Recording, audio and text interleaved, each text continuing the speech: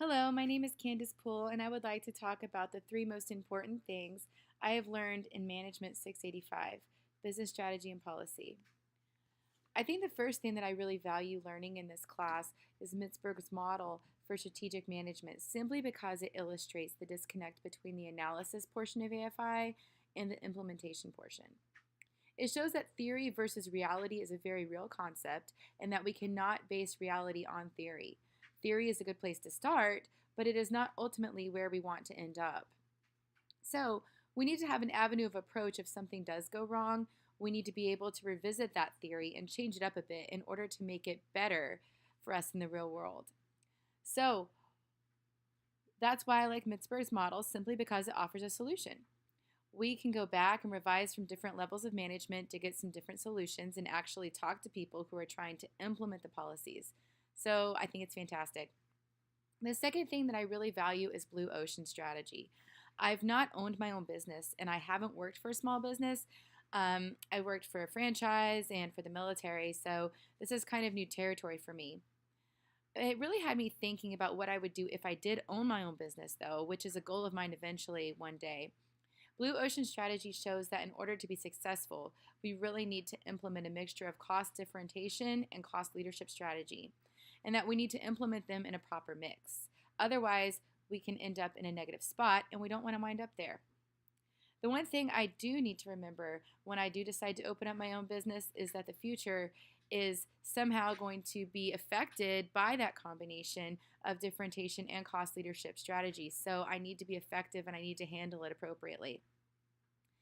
The third thing that I really liked was looking at the Pestel analysis. I feel like it is a very important thing to remember, and we don't operate in a bubble.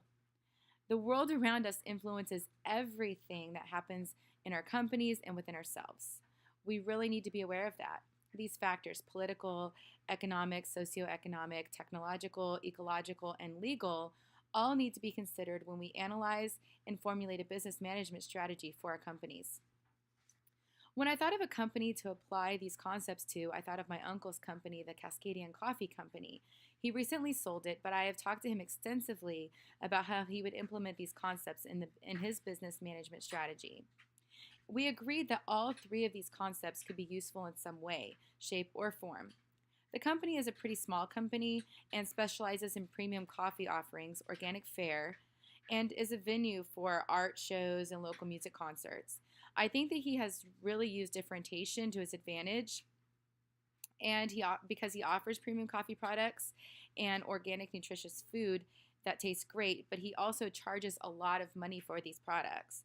He could potentially increase value by utilizing portions of the cost leadership strategy and incorporate a blue ocean strategy to increase perceived customer value and ultimately profits. Applying the Pestel analysis could only assist my uncle in running his business by giving him a better picture of the environment. I would argue that it would be beneficial to encourage him to look at all aspects of the Pestel analysis.